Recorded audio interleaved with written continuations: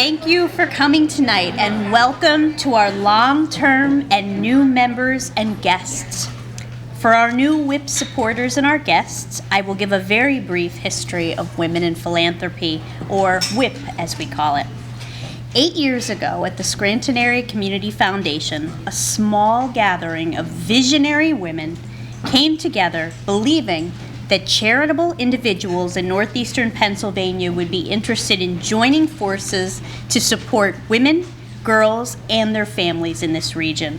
And to date, over 125 generous supporters and partners have made contributions of their time, their talents, and their financial support towards a variety of initiatives that have transformed lives and have exceeded what we could have even imagined years ago.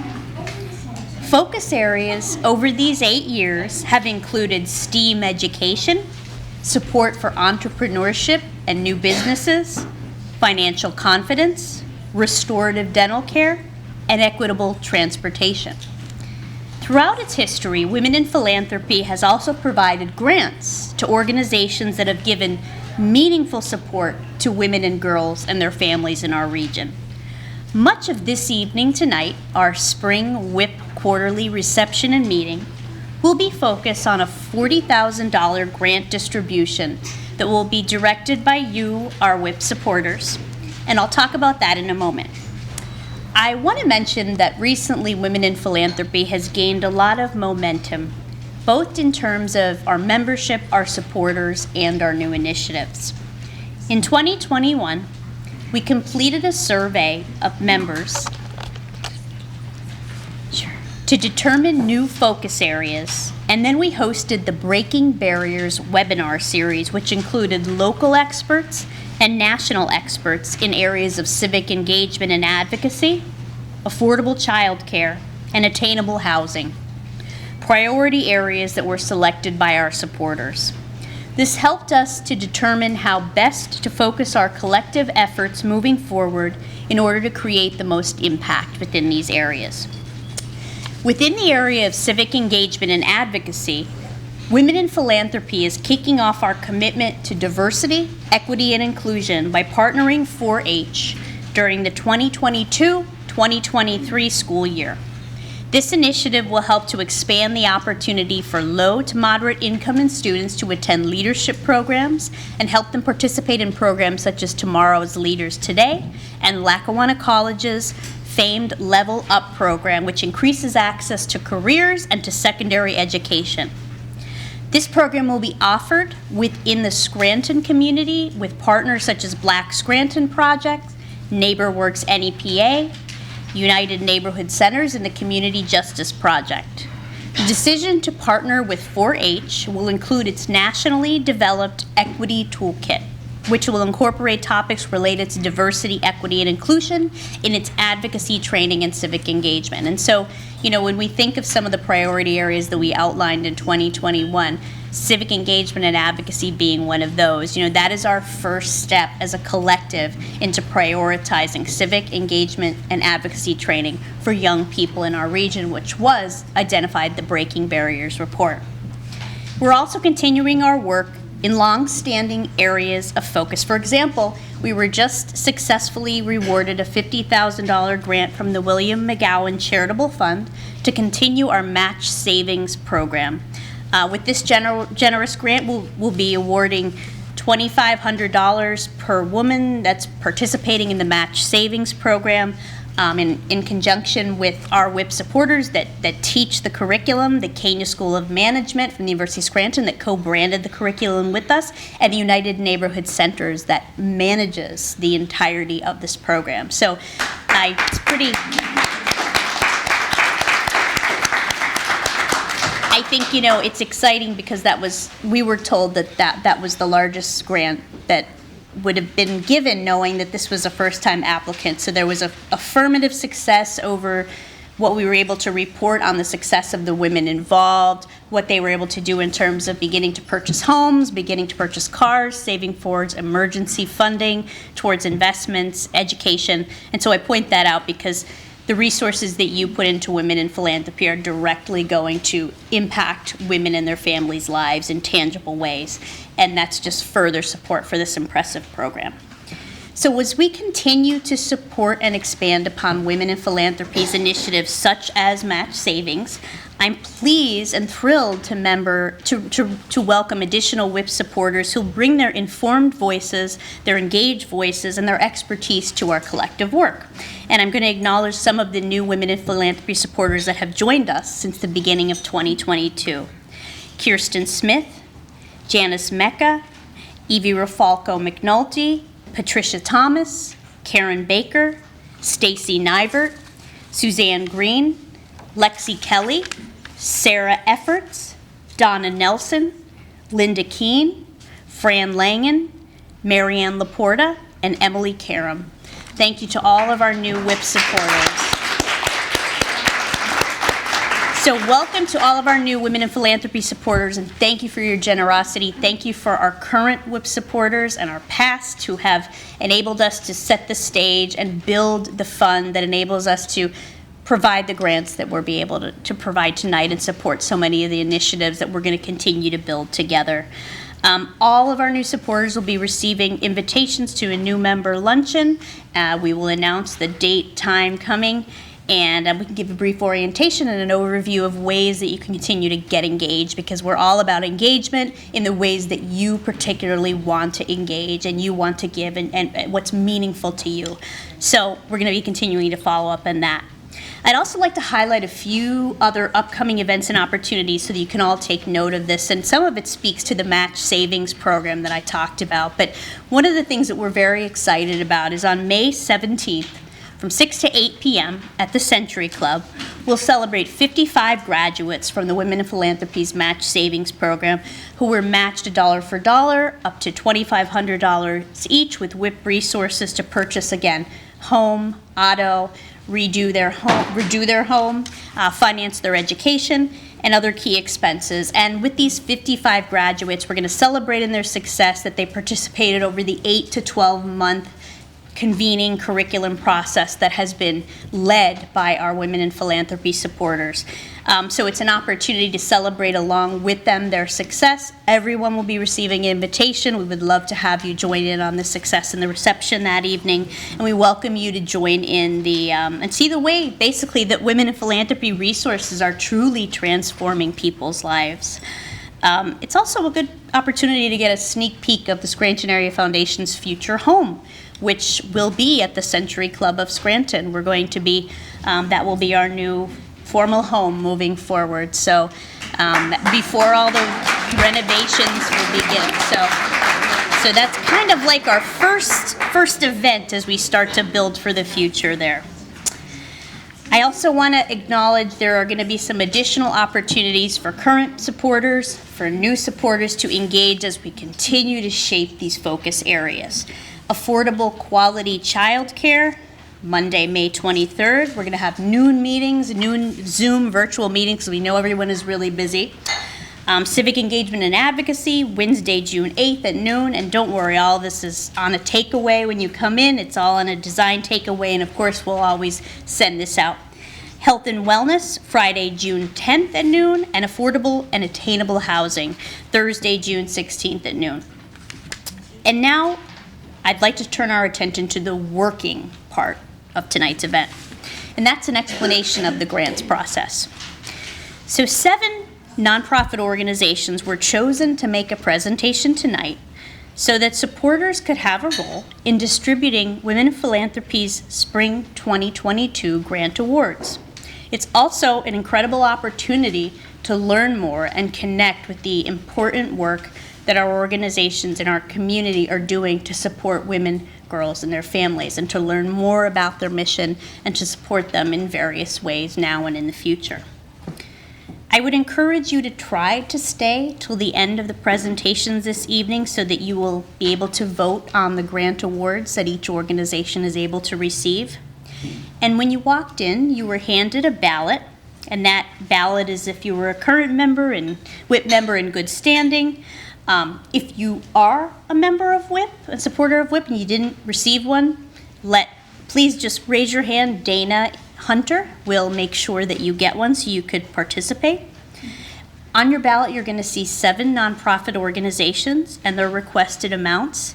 We have $40,000 tonight to distribute to these worthwhile organizations. How it's distributed is up to you. It's collective philanthropy. It's a collective philanthropy process.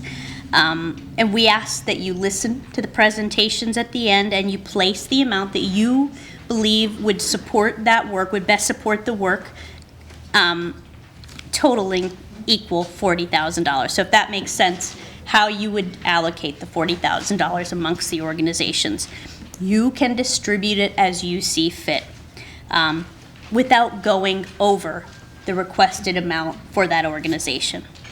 So again, at the end of the presentations, if you can look over that amount, make sure that you haven't gone over $40,000, not less, not more. We'll collect the ballots, we'll do a little background work, and we'll average everything out, what you decided, and determine the grants. So it's important to place the money where you feel is important. If you choose to give to 4 organizations, if you choose to give to 7 organizations, you can. You can choose to give to 7. It'll all average out. It's completely up to you. But if you have any questions about this voting process, you can ask any staff member. You can ask Dana. You can ask myself, Brittany, Nora, Vivian. There's a lot of us here tonight that'd be more than willing to help or answer any questions. Stick around, network a little while the results are being tallied, and then we'll have the grant recipient announcement. I definitely want to reiterate, though, that regardless of what the outcome tonight is on specific grants, the organizations are here tonight because they are doing incredible, amazing work. They're here to present because they were selected to present. And regardless of how the outcome is determined, we commend them for their incredible work for women, girls, and their families in our community, and want to support all of the amazing projects and endeavors that we're going to hear tonight. So organizations are going to be presenting in alphabetical order, and presenters have been asked to leave 2 to 5 minutes for a question or two from all of us if questions come up. So with that, I am going to welcome to the stage our first presenting organization that's going to be presenting on issues of child care. Oh, wonderful. Yes, absolutely. Because it's always so helpful to have timekeepers.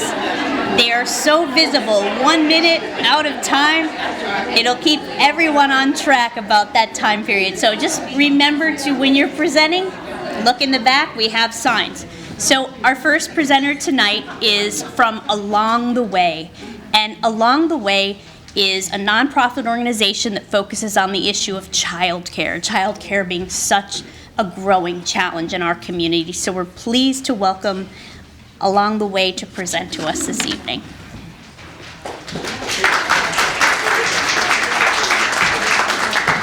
Thank you. This is my first time at an event like this, and it's lovely. I'm so grateful to be here with all of you women who are dedicated to your community. My name is Christina Valdez, and I'm the executive director of this nonprofit Along the Way. I've been here for 2 years, and when I got the job, I was a single mom who needed the service herself. I was recently divorced, and I had felt the burn of not having childcare. And so my mission was grow this small organization that had been just very localized to a community outside of Philadelphia, to grow it as big as I possibly could, because I know the need is so great. There's 300,000 single mothers in Pennsylvania, and 2 in 3 single moms are working but can't make ends meet. They're defined by the United Way as ALICE, asset limited, income constrained, and employed. And so the reason for that is mostly, not all, but in large part, due to not having childcare when they need it. The women that we serve are within 200% of the federal poverty line. They are working in jobs that require non-traditional hours, and only 8% of childcare centers are open after 7 o'clock at night or on the weekend. So they're being asked to be mom, dad, breadwinner, and provider, like caregiver, primary caregiver. And so this keeps them in poverty. And we see it over and over and over again. And so our intervention is in-home childcare. So we're not a daycare center. These are, the graphics you could see. We actually go into the homes of families so that children have the stability that they need on nights and overnights. The women we serve are working in jobs such as home health care, CNAs, retail, waitresses. They're coming home at midnight, at 7 a.m., and we don't think it's good for kids to be in an institutional setting during those times. And so the unthinkable happened back in 2013 when 3 women came together and polled the community, what do women need? And this came up. We're the only organization in the country that I know of that provides this type of in-home service. You can equate it to home health care, but instead of health care, it's child care. So it's the same model. We even utilize home health care software. And soon we'll be partnering with employers so that employers can offer this as a hiring and retention benefit to their qualifying employees. And we can start working down on the long list of unemployed and underemployed single mothers who want to work, who have applied to our service so that they can work, but they can't because they don't have childcare. And so we're moving away from the model of before, since 2016 when we started providing the service, it was all private donations, and it has been private donations. And so with this labor shortage and the child care crisis, we're moving away from, hey, everyone, give me money to help single moms, to employers. We have a long list of qualified employees that help pay for their child care, to working with the community at large, groups like this, and private donations, faith communities to offset the cost. And then hoping that we can make some strides in the federal and state funding, because currently there's no funding bucket for this. And that's why we're the only organization that does it. So we're eliminating obstacles to women self-investing through work, through school, and that's what we do. That's what I got.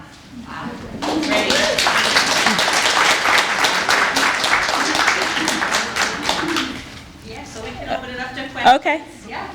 Okay. Yes, I saw your hand. I have 2 questions for you. Sure. Well, first of all, a comment. Congratulations. Thank This you. is wonderful. Thank you. The first question, how do you handle background checks on the people who are going into the homes? That's a great question. So all of our caregivers have all the same background checks you would get at a daycare center. So they have their child abuse clearances, Pennsylvania criminal background checks, FBI fingerprinting if they've been out of the state in the last 10 years.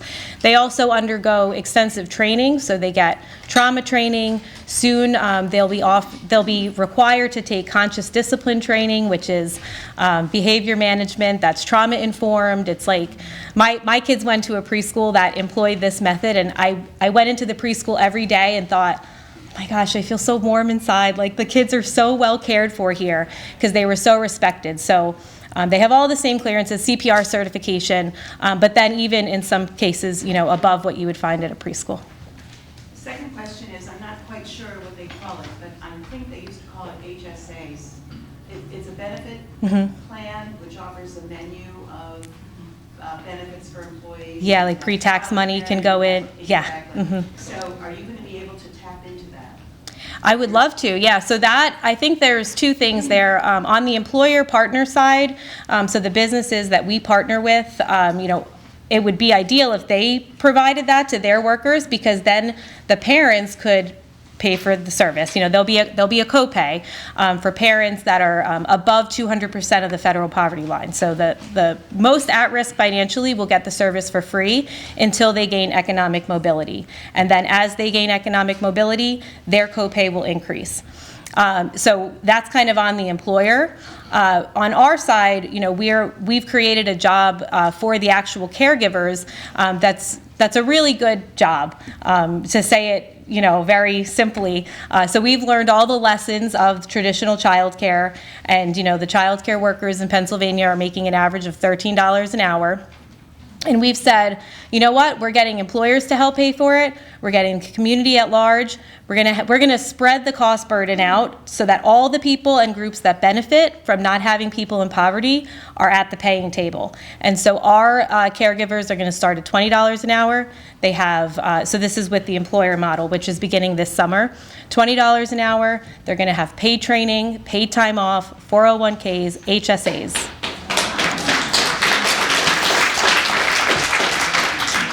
Oh, I think you had a hand up, right? I have a question. Yeah. Asking about, like, who is it that's providing the services? Like, how are you getting the families or the people that are providing the care for the children?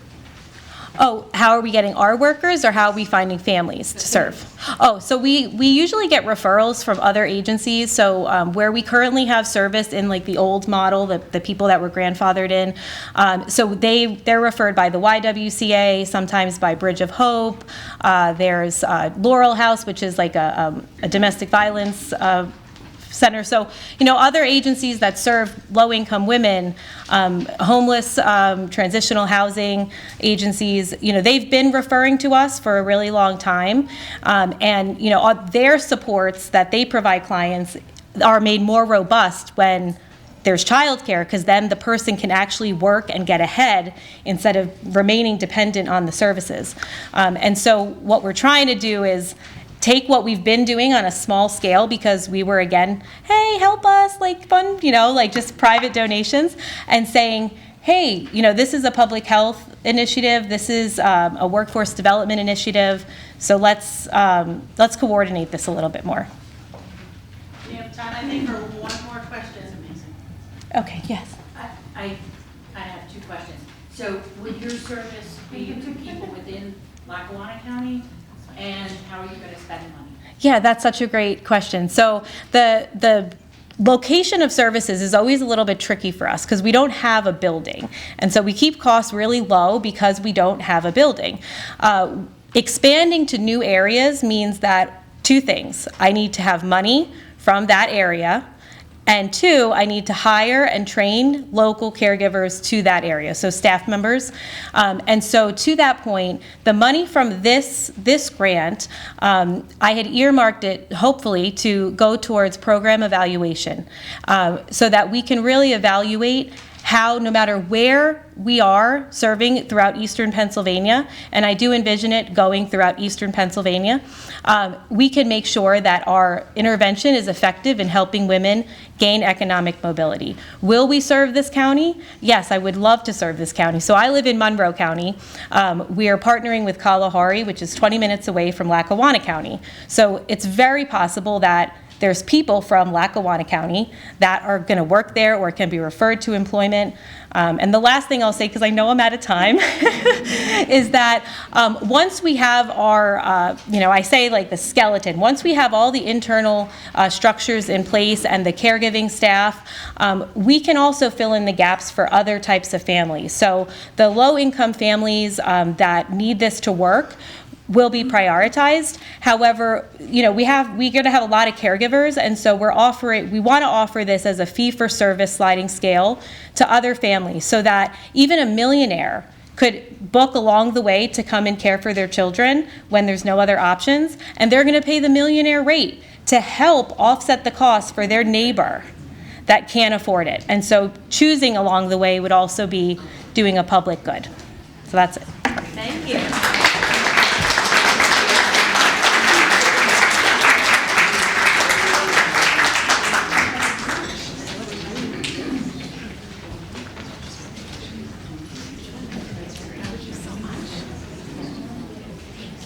So next up, we have the Katherine Mcauley Center, and that will be Mary Pat Ward.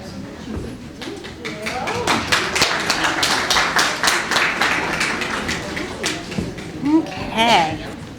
I'm a little shorter. There we go. So good evening. My name is Mary Pat Ward. I am the Development and Fundraising Director for the Katherine Mcauley Center. Many know the Katherine Mcauley Center through its mission of providing shelter for women and children experiencing homelessness, and by extension, their other housing programs provided through the center. Beyond providing a shelter of a roof and walls, The Katherine Mcauley Center provides a wide range of services to help women and children overcome the trauma of homelessness through education, life skills, and assistance in accessing many, many community resources. This model is proven to be the best kind of model because I lived it. I lived in their shelter, I graduated from their transitional housing program, and it effectively changed my life. So I'll be their endorsement as well this evening. But we are here to talk about the Savings Match Program. The Savings Match Program is an opportunity to bridge the gap for those that have obtained sustainable housing and want to continue to build their lives. So here's some information about the Savings Match Program. It is open to clients currently in a housing program or have graduated from a program within the last 6 months and will match savings up to $500. And that's important, and we're going to get into that in a moment. The program has guidelines including savings details, procedures for depositing and withdrawing those funds. Clients complete an application and it's reviewed by a committee. This program is built to incentivize long-term saving by providing higher match amounts the more that you save. Dignity and autonomy are paramount in all of our programs. Clients are able to withdraw the money at any time, although there are stipulations regarding the match component. Not unlike other savings or pension plans, things that we hope that clients may have the opportunity to take part in one day and then be able to truly understand what it means. So a $500 savings match amount is important because most of our clients, if not all of them, receive public assistance. And so any kind of savings has to be reported, and we don't ever want to put them in a position where they could, be in danger of losing those community supports. Although the savings match funds are a big draw of this program, the education piece is what is most important. By having the clients experience an application process, review by a committee, understanding guidelines and early withdrawal penalties while maintaining autonomy over their own money, the clients are allowed to gain an education in an environment that is safe, where they can ask questions and be supported by caseworkers that understand how it all interacts with the systems to which they are trying to live through and utilize. So currently the center has 7 program participants within this program, with 3 currently saving, 1 that had to withdraw their money, and 3 who have successfully completed the program with $1,000 in savings to build upon, which is fantastic. One of the application questions is how they plan on utilizing the money. Some of their answers are emergencies, down payment on a car, housing, fixing their car, furniture, and I have to say my favorite is travel. The center was able to pilot this program with an estate gift. We wanted to see how it would grow, and we're seeing it's a success. So we're hoping for more funding to be able to help us do that. By funding this program, you are not only providing funds for the savings match program, but partnering with the Katherine Mcauley Center to empower these women to have the opportunity to make changes and improve their life on their own terms, which is absolutely priceless. So we thank you so much for your consideration. We are so happy to be a part of this and to honored to be with the other applicants for your consideration. So thank you so much. Questions? Any questions? Yeah. No? I hope that's a good thing. Oh, we do have a question. When did this start? When did the savings? Krista? July of last year we started. Oh, Yes. So it's been almost a year, right? Yes. Okay. Absolutely, yes. Thank you, Chris. Krista Summers Murray? Yes. Oh. So from your experience, and since this has been going on a little bit, what is some of the feedback that you're getting from participants? So feedback, I think one is, is the idea that it actually works and it can work, right? I think even those, there's $1,000 at the end of it. I think sometimes there are so many programs, not that they set set up applicants or participants for failure, but often so many life circumstances happen to those that even feel like they've graduated from a program or graduated from a part of their life. So by having smaller goals and being there with them throughout, including case management, I think we set them up for success, which builds upon it. I love the idea of seeing them go through this and graduate through this program, and then maybe one day when they feel ready, going through your program here at WIP. What a wonderful opportunity to grow from what is small and manageable and tangible for them. Thank you. I think we have one question over here, and then we'll.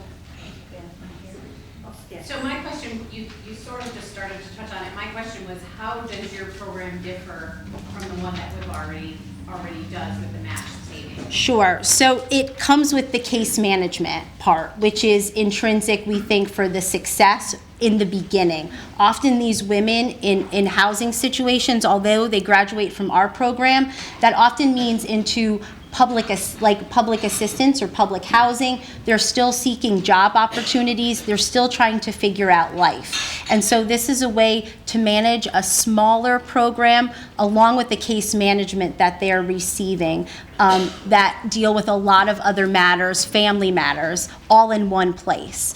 And then we hope that builds then that they can take on a larger and more significant program like yours with a larger impact in the future. We don't want to set them up for failure. That was my question. Oh, okay, wonderful. That worked out. Are there any other questions? All right, thank you.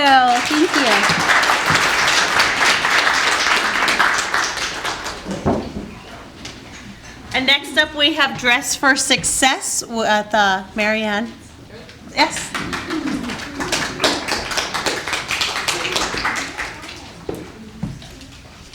Well, thank you, everyone. My name is Marianne Iezzi. I'm the Executive Director of Dress for Success Lackawanna, and it's great to be here, and it's great to see people's faces and not have masks on.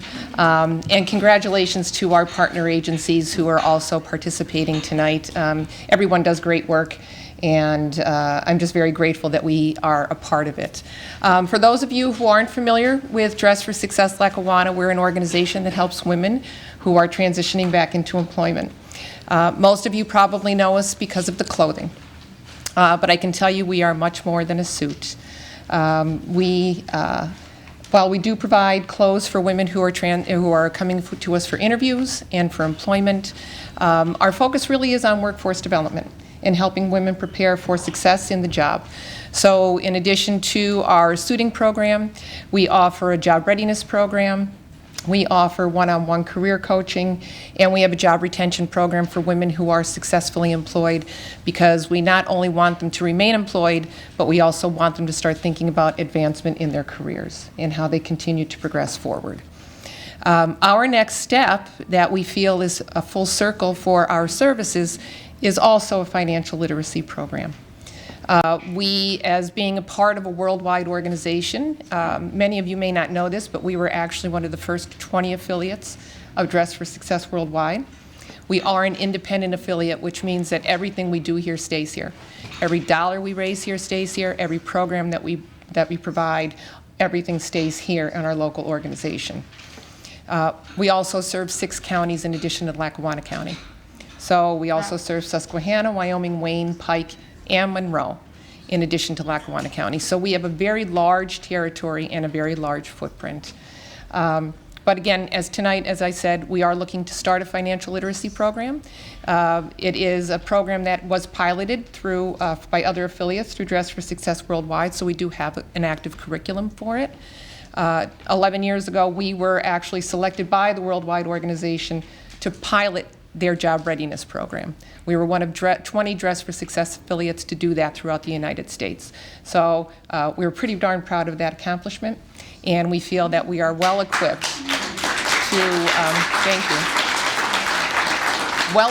to now go into financial literacy to help women now be more financially successful in their careers. So I'm going to stop here because I think you're going to really want to hear from someone who has benefited from our program. So I have the honor of introducing to you Sharon Evans.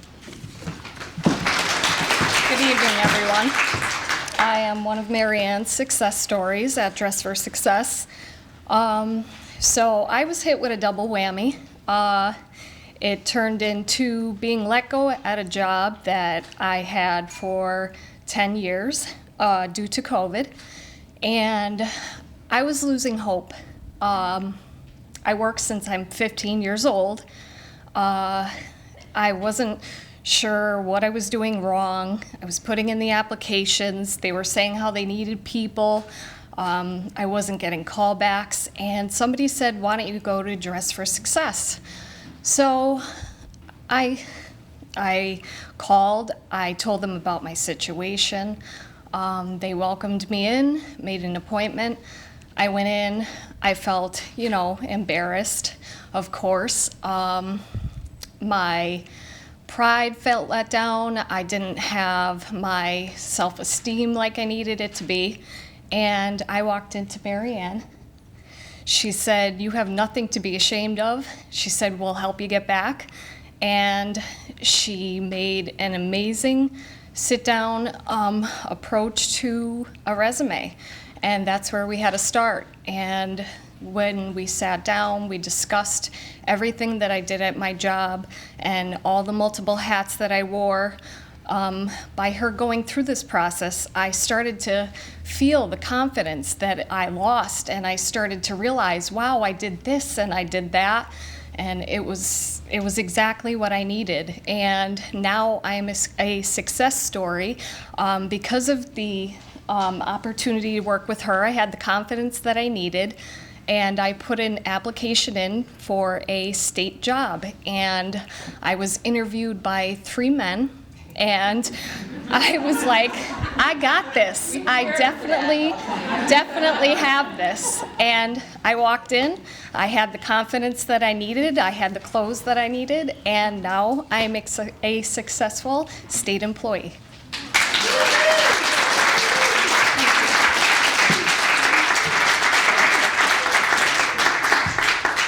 can open it up now to questions. Okay? Yes. So I would like Sharon. I figured. I'll step aside for now. I appreciate hearing more about why you think the financial literacy or the program would be helpful. So I feel that the program would be definitely helpful because when you are accustomed to working all the time, having that regular steady paycheck, and then at any time given, something can happen.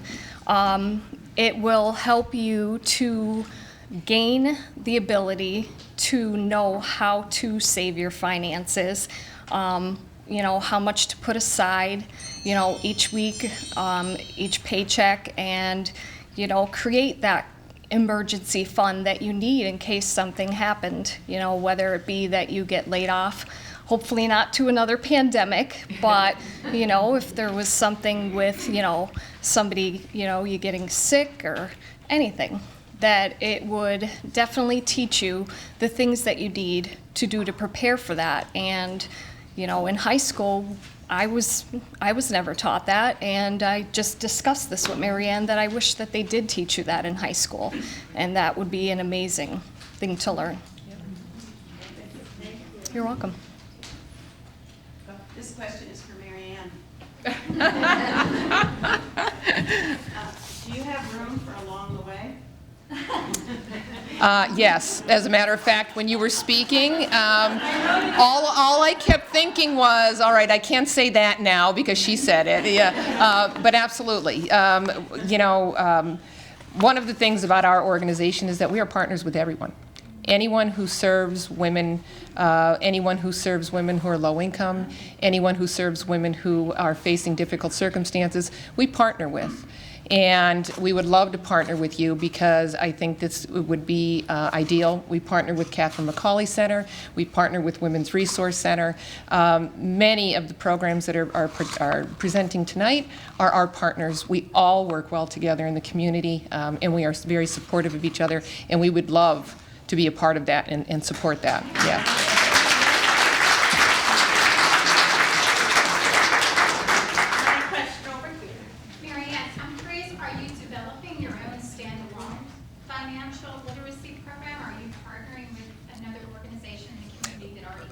Well, because we're part of the worldwide organization, we have a curriculum that's already been developed by Dress for Success Worldwide. So it's been, they have a partner, obviously, in New York who, that they are working with. But our curriculum is a condensed version of that, but it is still the curriculum from the worldwide organization. So it's been something that's been effective and proven, and we feel that we can be very successful with it too. So, yes. Are the funds used to pay for the people to consult with the applicants? The funds will be used to support the funds will be used to support the program. There will be some funds used to help the women who are participating.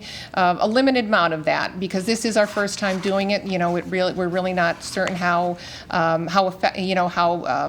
don't want to use the word effective, but I guess I will now. How effective the program's going to be. But the funds that we are requesting are going to be used specifically for running the program and ensuring the program is successful. And we hope that we can continue to build on that for next year and provide more incentives for women to participate, whether that be helping with childcare or helping in some other capacity. So all of our services are free of charge, though. We do not charge anything for any of our services that we offer at Dress for Success. I think we're out of time, so thank you very much.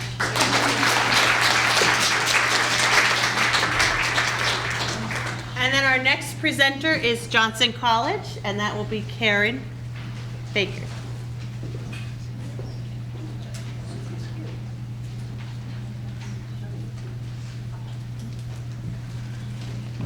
Good evening. Just thank you for allowing us to present tonight.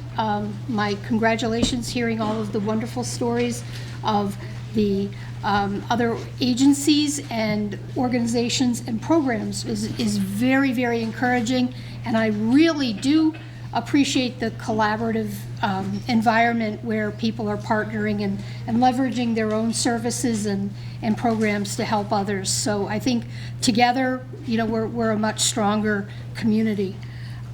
Johnson College, founded in 1912, is the region's only technical college with 17 associate degree programs, 4 academic certificate programs, and over 31 continuing education programs. And I'm here to tell you that after almost a 40-year career in public relations and fundraising, I too am a Johnson College student. I start next week with a homeowners program to learn how to frame walls, fix plumbing and electrical work. So I wanted,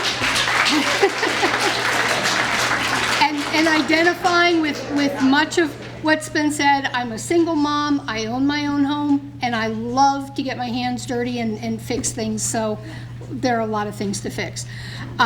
So never give up, it's never too late to start, believe me. What we have proposed to WIP is a STEM program called Girls on Fire for 75 6th to 9th grade students to learn about career opportunities in non-traditional STEM fields. The event is part of our new Women in Industry program. It's a new initiative where we want to celebrate women in the trades, women in industry who've been successful, and encourage young women to enter the field. The event will include tours of the campus, presentations on various STEM-related programs, a keynote speaker, lunch, and fun hands-on activity. And I brought fidgets, for those of you who know what fidgets are.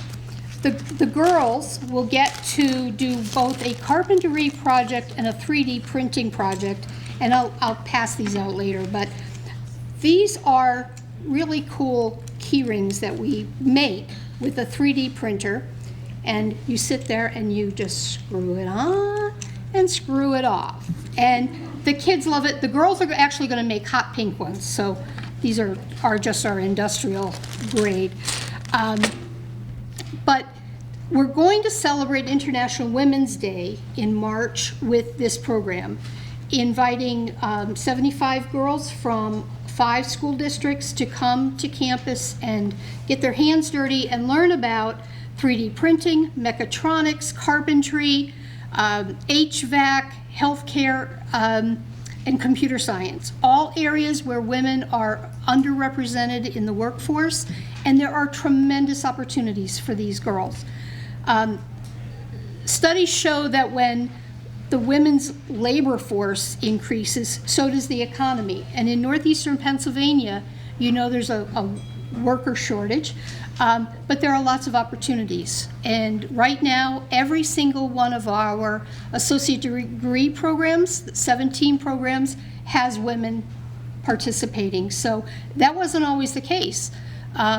It was unusual to find a young woman learning how to be a diesel mechanic or a welder, but it's commonplace now. So we want to encourage people. Not everyone is cut out for, you know, the 4-year office degree kind of program. Get your hands dirty, hands-on experience, and learn from the ground up. Our faculty have years of experience, and they love working with the young students that come for our many STEM programs. It's not just in our area, it's not just the opportunities that are out there, but it's the different pathways. Every student in 6th to 9th grade will choose a different way to get to where they want to be.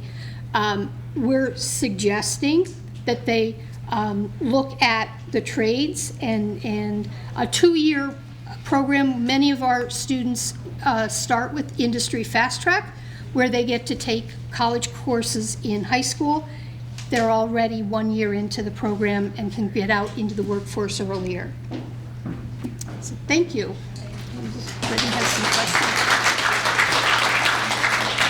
We can open it up to questions. Yes. How did you identify that grade level?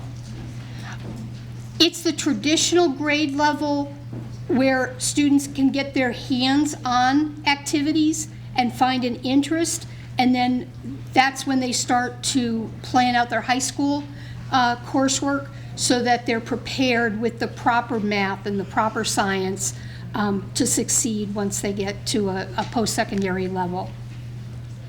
But our goal is to interest them.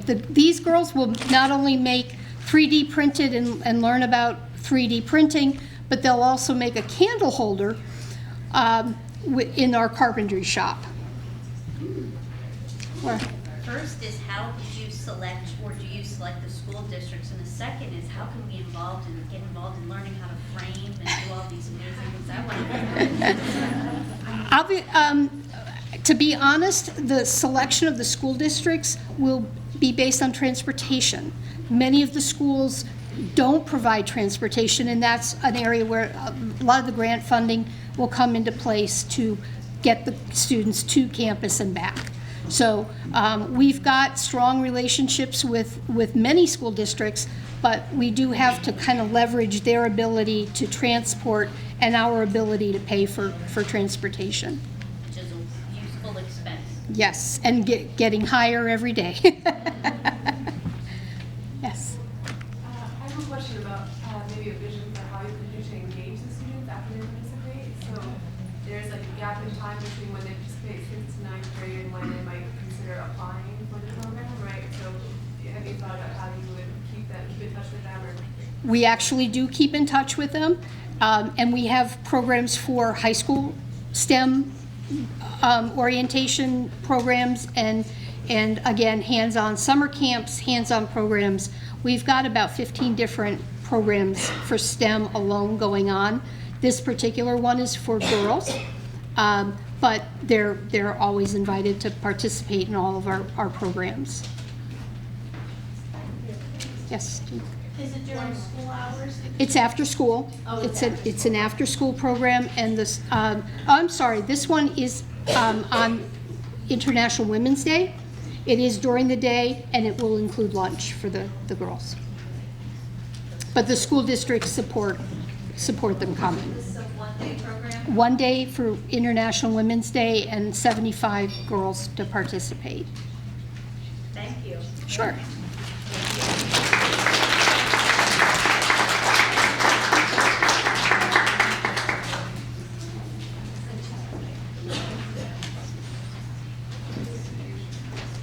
And then next we have Lackawanna College, and that is Jessica Mislinski.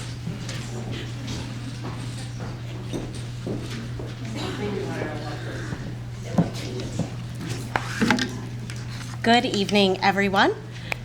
My name is Jessica Mislinski, and I'm a regional director with Girl Scouts in the heart of Pennsylvania, and I will also be representing Lackawanna College this evening. I'm here to talk to you about the Lackawanna College Girl Scout Career and Badge Showcase that will serve at least 300 Girl Scouts in kindergarten through 12th grade this coming September.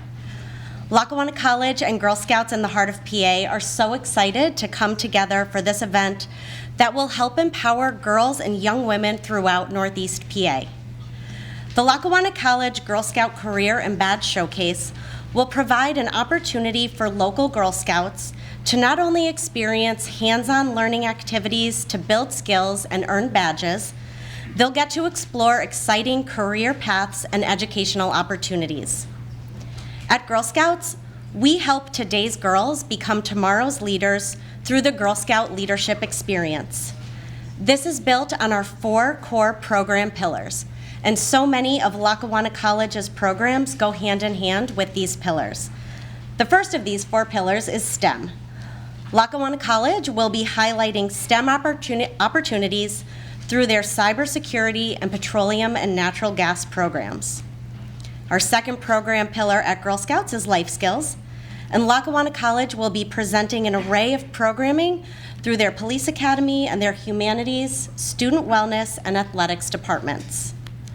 Our third pillar is Outdoors. Personnel from Lackawanna College's Environmental Center will be on campus to share a variety of nature and outdoor programs and activities. And lastly, we have Entrepreneurship. The Venture Lab, which is unique to Lackawanna College, helps students and members of the community launch new businesses right here in Northeast PA. This program will reinforce some of the entrepreneurial skills that Girl Scouts learn through our cookie and fall fundraiser programs, while showing girls that they themselves have resources right here in their community to start their own business one day. Girls will also have the opportunity to learn about the realism of attending college. The Admissions and Financial Aid Department will present on college knowledge, and the Student Success Department will discuss services they offer students, including advising, workshops, and career planning. Lackawanna College will also be highlighting non-traditional roles and high-priority occupations through their criminal justice, physical therapy assistant, surgical technology, and esports programs. And much of the Girl Scout leadership experience is brought to our girls through our amazing volunteers. Events like this have an impact far greater than the girls who are served that day.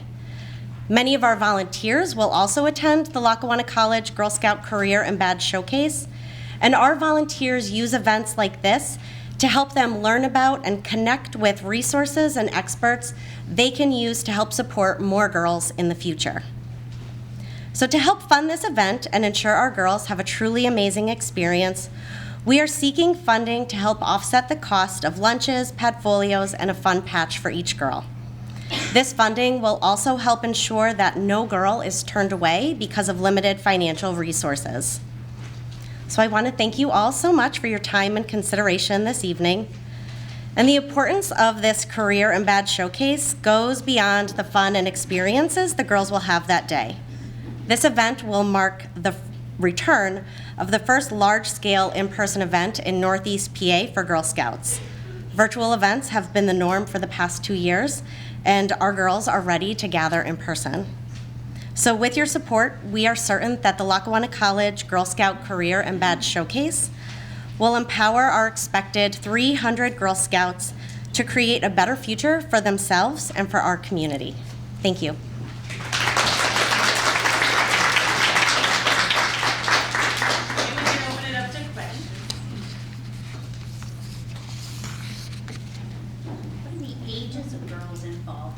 So the ages of the girls that will be attending will range from kindergarten through 12th grade. So while a lot of it was focused on career planning and education, a lot of our younger Girl Scouts enjoy participating in these activities, plus it also plants the seeds for them to start thinking about careers and things that they could do that might be non-traditional for them further down the road. I did. It was in regard to how are you expecting to engage such a wide range of ages in girls? Having been a Girl Scout leader myself, I know there's a very big difference in trying to engage a kindergartner versus a senior in high school. Right, absolutely. And that is something that I think Lackawanna College has done a really great job in trying to develop the programs that will be presented that day. So they are tailoring their programs for some of the younger age girls and then also for some of the older girls as well. So they might be attending something with the Environmental Center, but there'll be a program specific to younger girls and one for older girls. The Girl Scouts, different troops from different towns, or is there a scouting program right at Lackawanna College? So there is not a scouting program right at Lackawanna College, although I would love for there to be. But Girl Scouts in the heart of Pennsylvania covers 30 counties throughout northeast and central Pennsylvania. And we have about 8 counties up here in northeast PA that the majority of the girls will come from the 8 counties up here in northeast PA, although we'll definitely have some come from other areas. Are any of the Girl Scout programs based at schools, or are they definitely town-based? So we have a variety of both. So we have our traditional troops that meet pretty much anywhere that will let them, and with COVID we've been struggling with finding meeting locations for our girls. A lot of schools won't let us into schools anymore, so our volunteers, some of our staff have had to find alternative locations for troops to meet. We've had a lot who are meeting virtually over the past 2 years and are now starting to get back into in-person programs. But at Girl Scouts, we also do some community outreach, so we have programs that are available through certain schools as well. We have time for another question, if there's another question. Or? Okay. All right, thank you very much.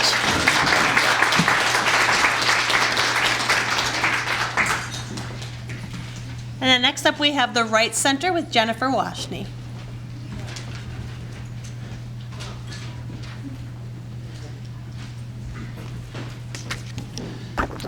Good evening, everyone. I'm Maria Colcharno. I run the Healthy Moms program. The program is very near and dear to my heart. I've worked in addictions medicine for over 35 years in Lackawanna County. And this program was a startup program that the Wright Center started. The Healthy Moms provides prenatal and postpartum care and medically assisted treatment for mothers coping with substance use disorder. It aims to lower the incidence of babies born with NAS, or neonatal abstinence syndrome, and help mothers to maintain their recovery from opiate and substance use disorder. Since October of 2018, when the program started, Healthy Moms has served over 300 mothers in our area, and we have currently 172 babies and 142 active mothers in our program. And I'm going to have one of our team members who has been, we're a team at the Wright Center. We work very closely with our mothers, and I'm going to have Marcy Garvin, who oversees a lot of the direct patient care, talk a little bit about the program that we're here to present tonight. Thank you. So one of the goals of the Healthy Moms program is to eliminate barriers for the mothers who are in our program. We have mothers who come into our program in a variety of ways. They're coming in, they've been using drugs, they're pregnant, they're scared, they don't know what to do, right? So we use a phased approach to kind of deal with where our mothers are.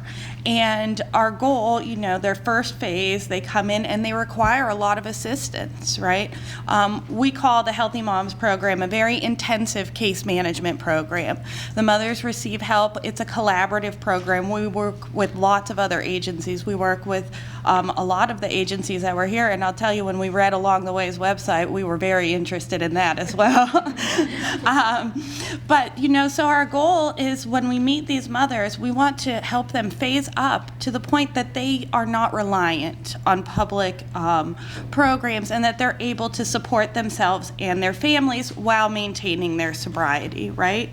So the Child Care Helps Moms Work is what we called this, and we think it really fits the mission of Women in Philanthropy because we're empowering the women in our program to become self-sufficient and giving them funds for child care so that they can return to the workforce, right?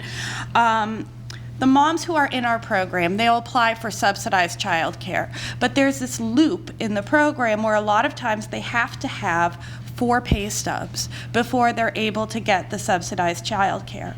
And of the 142 mothers that are in our program, 23%, a fifth of our mothers have no family support. They have no support at all.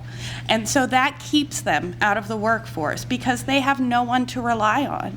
They can't say, hey mom, will you watch my baby? Because maybe their mom is not around or is also, has been suffering from substance use disorder, right?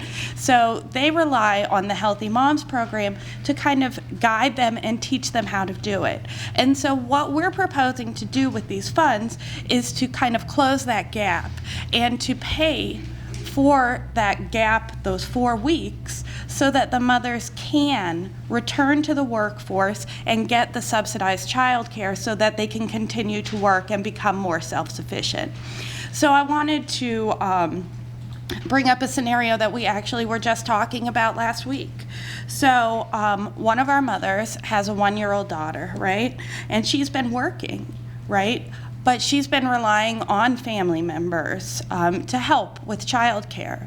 However, with relying on these family members, even with family support, it limits the hours that she's able to work.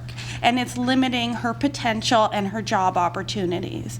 And what we've also seen with COVID is due to the lack of childcare providers, there's no openings for babies in these daycare facilities in the subsidized child care. So by providing child care assistance, you'll be helping this mom and many others like her. In March of 2020, 83% of the mothers in our program were unemployed. As we watched the pandemic unemployment, the benefits ended, we got to about 2/3 of the mothers being unemployed. And now 57% of our mothers are unemployed. So we really want to help these mothers get back into the workforce and to become self-sufficient. And we really believe that this funding will help with that. Thank you.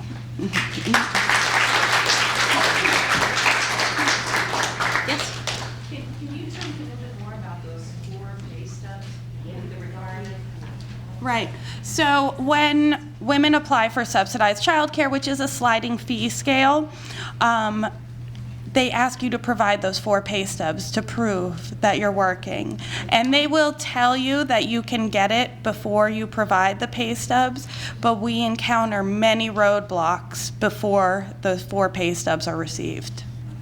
Yeah, I just wanted to clarify, you can get it before 4 pay stubs. You show you have employment within 30 days. So there's something going on with right.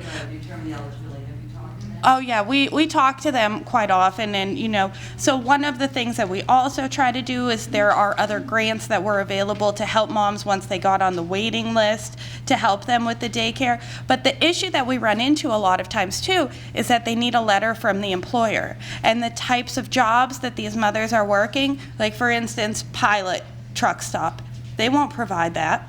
They won't give it to the subsidized child care workers. Along the way,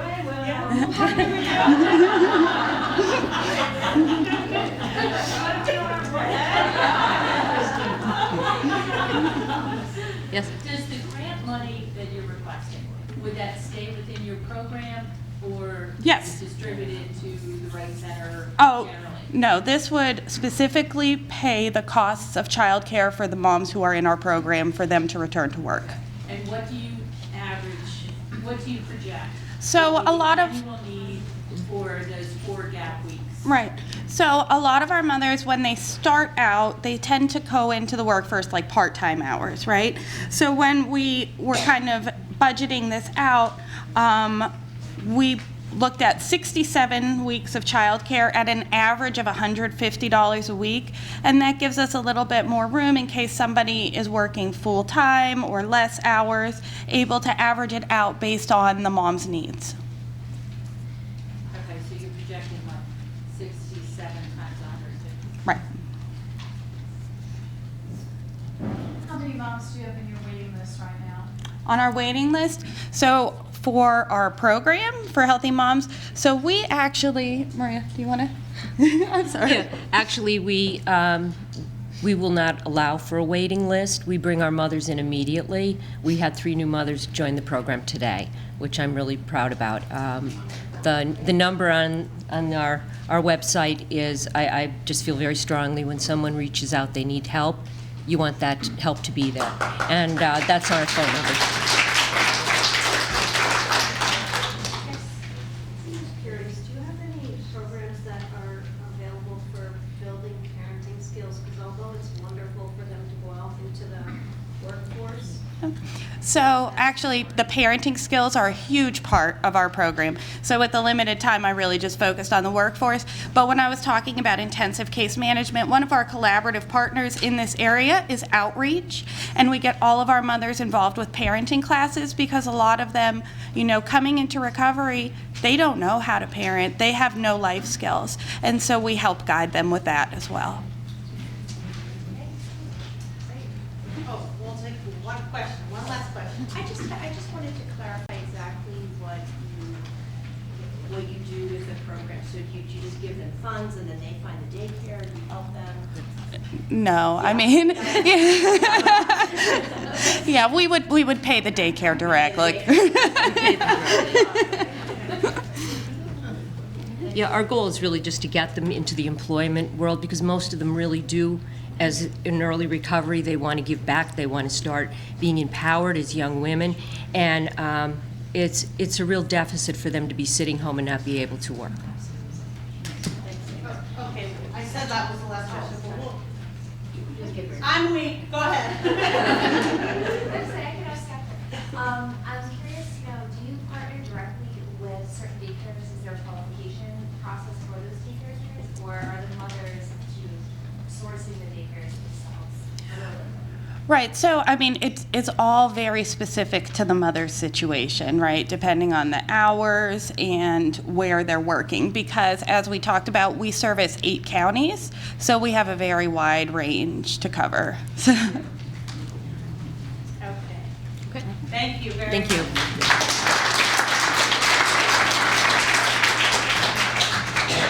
And our last presenter, last but not least, is the Women's Resource Center, and that's Nancy Perry. Oh, no. Carol showed up. Oh. Carol and Hilda. Okay. Sorry about that. That's okay. Thank you. Yeah, and then, I don't want to interrupt you, Go ahead. but all of the organizations, if you can just stay after, just so we can get some pictures as well. I just And want then to. we'll collect the ballots right after this? Yes. Thank you. Okay, take it away. So one of the things that I noticed as I was listening to all these wonderful women speak to the needs of women in our community is we're serving a lot of the same people, right? We're serving a lot of the same. I don't think there's any losers here, you know, because whoever receives or how much anyone receives, I think those that we serve are going to benefit in some fashion. So I just wanted to point that out. If you notice, Hilda and I have jeans on today because today's Denim Day. Do you guys know what Denim Day is? Right. So Denim Day is something that's been around for 20-some years. It's supposed to bring recognition to survivors of sexual abuse. About 20-some years ago in Italy, the superior courts, one of the superior courts in Italy decided that an individual, they overturned a decision, rape decision, and said that, no, this woman was not sexually assaulted, no, this woman was not raped because she's got tight jeans on. And because she has tight jeans on, she had to assist in the rape, and therefore it was consensual. So we've come a long way, hopefully, but I still think there's a long way to come in terms of, the numbers that we're seeing at the Women's Resource Center, right?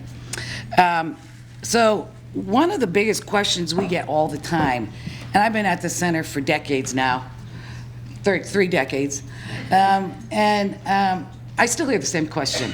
Why doesn't she leave? Why does she stay, right? Continually. Even no matter how much we try and educate and say, maybe that's the wrong question. Maybe we should be asking, why is he getting away with that? Or why is that allowed to happen in our society? Or can't we figure out ways to resolve that problem? We still get that question. And, the primary answer to that, if you look at the research that's been done, the primary answer to that we hear from survivors, it's because I can't afford to get out, right? And there's a variety of things that get in the way economically in terms of women getting out of abusive relationships. So almost all survivors disclose some type of economic abuse. At some point, I'm going to have Hilda also speak to you about a success of a woman that Hilda worked with who received funds that were associated with these kind of flexible funds, if you will. Because that's what we're looking at. We're looking at Women's Resource Center needs this flexible funding to fill in the gaps, right? For where we can't fill it in other ways. And one of the things I think that makes us a little bit different than some of the other programs is the need for security and the costs of security. So phones and security cameras and other types of security measures that there's very few places we can get the funds to do that kind of thing. So that I think is significant, but it's also all the little things, It can be anything from, being able to have, like on the first day of school, somebody comes in and do the emergency safe house, right? And the child has nothing with them, right? They have nothing with them. And it's that immediate need to be able to respond and say, okay, we're gonna go get this kid an outfit. Or we're gonna give mom a gift card to run to Boscov's to pick up, some clothing or whatever it is that this child needs in order to get to school. Or maybe she's gotta work, right? And she's got nothing with her. So how to and Dress for Success and many of the programs that spoke here are extremely helpful to the population that we serve. But sometimes it's that immediate, I can give it to you right now and respond, and they can get their needs met immediately. So in terms of our safe housing program, so I'm the economic advocacy director, and we try to approach the work that we do primarily with looking at housing, because what we know, right? What we know, until you have a safe, affordable place to live, and you can live with a level of autonomy, right, and control over your space, it's really hard to move on. It's really hard to find success anywhere else. So I got 1 minute. So what I'm gonna do is, I could say a lot more, but I won't. I got 1 minute, so I'm gonna turn the 1 minute over to Hilda. Pressure. 2 minutes. Okay. 2 minutes. I'm just gonna share a quick success story of a woman that I was working with. She came into our housing program, experiencing emotional, financial, and verbal abuse. She had no bank account. He was leaving her with nothing, no furniture, no car. He was taking the car. Even though she was working, he was taking all the money, and she helped pay for the car. He was taking the car and leaving her with an empty apartment. And we were able to have, actually one of our board members was relocating to Florida and emailed our agency that she was willing to donate all the furniture. So we were able to, with the flexible funding, until the abuser left the house, we were able to pay for the storage, pay for the U-Haul, and she had her whole apartment furnished. And with the flexible funding, we were able to assist her with purchasing a car. And during her time in our housing program, she went from housekeeping at the hospital to a CNA. Yeah, I believe, yeah, a CNA, and now she's gonna be entering classes to do the phlebotomy course. And she actually joined the Match Savings Program, and she just completed it. And so she was able to get her $5,000 because she matched, I think it was $2,500. And with that, she was able to upgrade her car.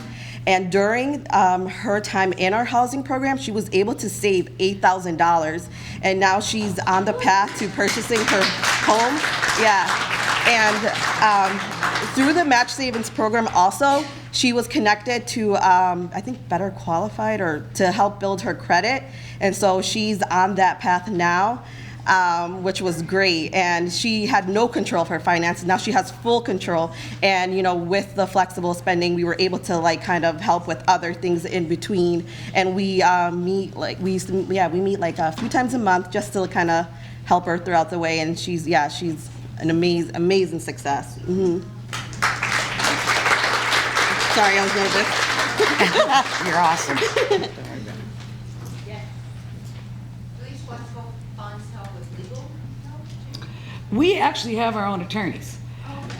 We have a civil justice project where we get funds from a variety of different places, federal and state, and some local funds. Nancy could probably tell you exactly where all of them are coming from, but it's a variety of places. So it's not for hiring attorneys because we have a separate project for that. But extremely necessary. One of the things that the Women's Resource Center does is try to approach a woman's life holistically. And so we look at, you know, when somebody comes into our program, we're looking at housing, we're looking at legal matters. I mean, custody and divorce and those types of matters are crucial in terms of having the right educated response, legal response, right? Because a legal response that's not understanding the safety risks is not, it could be very dangerous in terms, and they also do protection orders and other types of matters. Yeah. Other questions? So with flexible spending, clearly you're able to do, you know, car purchases, furniture, clothing. Could you talk about a little bit about some of the other situations maybe where you've seen that really play into an important need helping with? Sometimes somebody needs to get out of town. Sometimes it's getting somebody on a plane. Sometimes it's like the simple things, you know? I think childcare and transportation are huge, right? And so if somebody's fleeing and they have an immediate need to have their child taken care of, or they have an immediate need to get from point A to point B, those types of funds can come in handy under those, but those are huge needs. Yeah. And the security need, the safety and security need. And electronics. Oh yeah, that's a big one. Cell phones. You know, we have cell phones on hand. We don't need to go out and purchase them. If a woman needs a cell phone, because sometimes, you know, the abuser breaks them or takes them, we have at least always 20 on hand. And again, that's a safety tool, right? You cannot, how do you stay safe without having a phone? Security cameras. Yeah, and a lot of times phones are taken, destroyed, or they're tracking somebody with them. So, you know, you want to get rid of them. We have time for one more question. Thank you all. It's a pleasure being in the room with you all.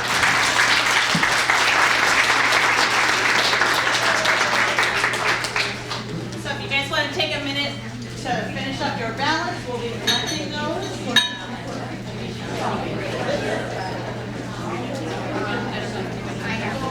So first of all, I want to just end the evening before our big announcement by thanking everyone that supports women in philanthropy, because this $40,000 distribution of grants, as well as this and the entirety of the programs we offer, the dollars that we put through match savings, the support that we give to women, girls, and their families is only possible because of direct generosity.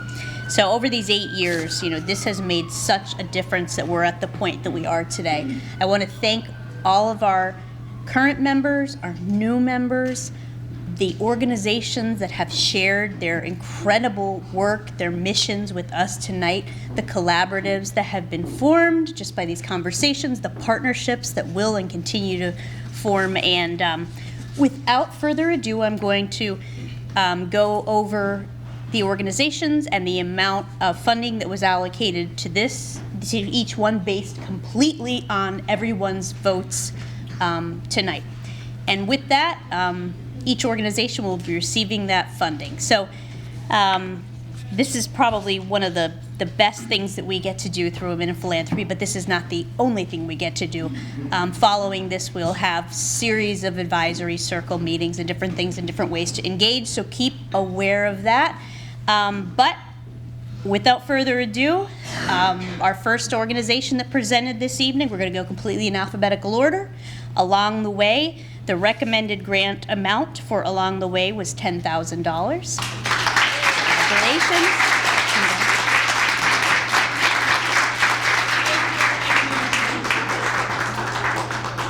Katherine Mcauley Center, $7,500. Dress for Success Lackawanna, $4,000.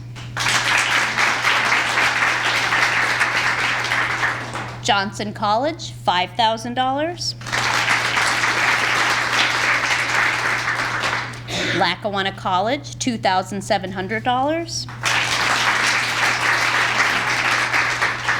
The Wright Center, $3,500. And Women's Resource Center, $7,300. So thank you, and we're thrilled to be able to support all these wonderful organizations, and thank you to everyone for everything that you do, and we look forward to our next gathering and all of our advisory circle meetings where we continue to shape the direction of WIP, but thank you for your generosity. We will be providing checks to these wonderful organizations based on everything that you contribute. So thank you. Have a great evening.